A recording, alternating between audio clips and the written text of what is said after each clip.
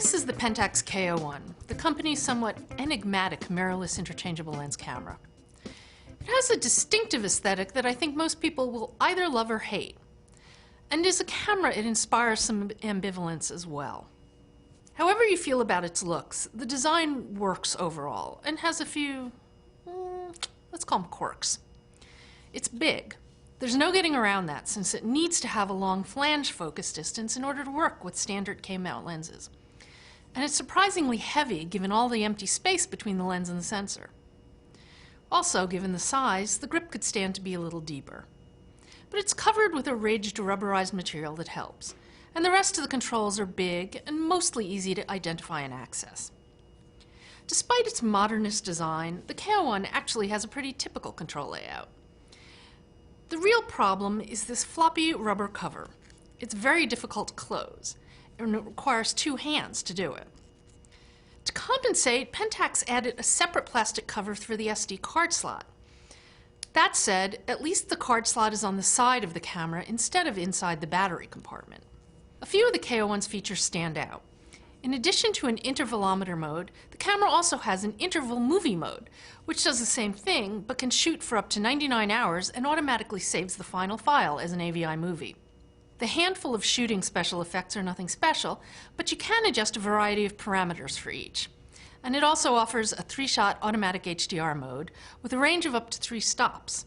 But the K-01 has possibly the best mid-range noise profile I've seen in a camera under $1,000.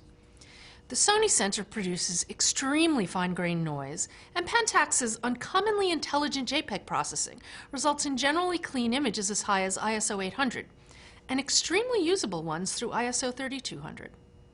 By other measures, the photo quality rates is excellent for its class as well.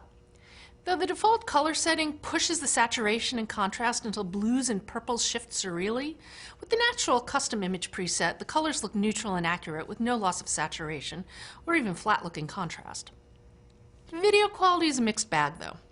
On one hand, it's bright, saturated, and sharp in good light, but there's also quite a bit of rolling shutter and some haloing on edges. Low-light video is also soft and noisy. The 40mm kit lens is quite sharp, and the photos come out sharp without looking overprocessed and without distortion. But it's unsuited to autofocus during video. It operates noisily, and I found the AF completely inconsistent and unreliable. However, the manual focus ring works very well for video. It's servo-electronic, so it operates quietly and smoothly. But the autofocus system was generally disappointing, along with the shooting performance. It's the slowest camera in its class. The kit lens is especially infuriating. It's a prime, yet it hunts for focus as if it's a zoom.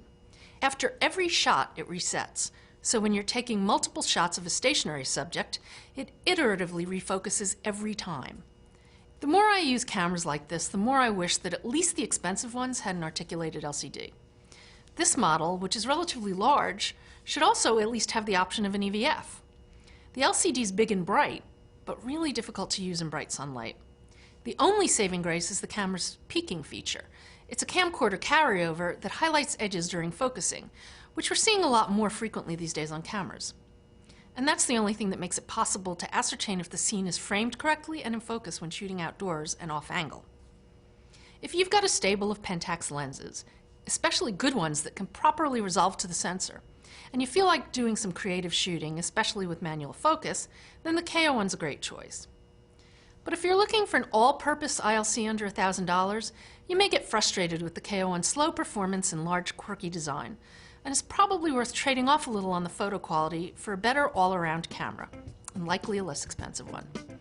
I'm Lori Grunin, and this is the Pentax K-01.